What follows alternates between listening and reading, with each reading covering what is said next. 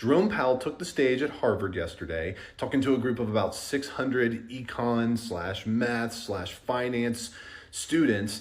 And he answered a lot of very interesting questions that I think we really need to take into consideration when we're considering what could be going on in the market at large. So let's talk about them.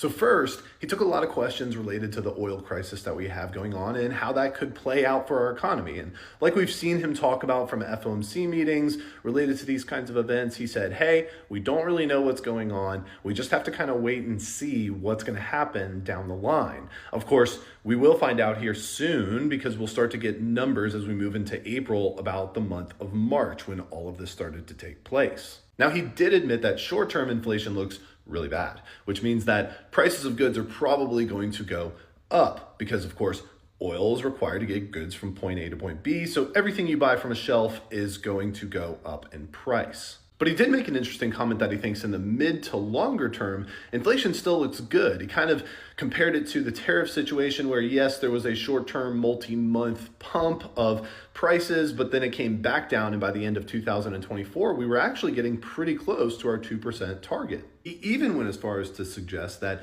people in the financial world, big institutions, are not betting that inflation is actually going to go through the roof, but that ultimately, mid to long term, it is going to come down and reach its target levels. Now, on the flip side of that, he was asked by a student about Kevin Warsh, the incoming Fed chair, and his potential policy implementation of lower interest rates to help stimulate the economy.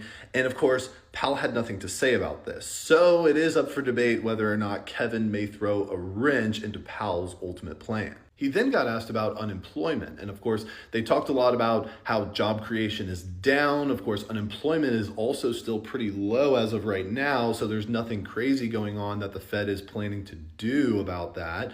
But college graduates do happen to fall in this really weird place where they are taking one of the most significant hits as entry-level jobs are being taken over by AI. And basically what Powell said is, yeah, short term, things don't look great, sorry guys, but medium to long term, you can have hope because he believes the market is primed for a quick correction and then further improvement. And this ties into his overall theory actually about AI, which is that yes, short term, just like any new technology, it is going to take away some jobs at first, but then ultimately there will be new job creation as a result of the new technology. And his biggest advice to these graduates was learn large language models and how to work with the AI because it makes you more productive and ergo makes you more valuable to the economy at large. He even got asked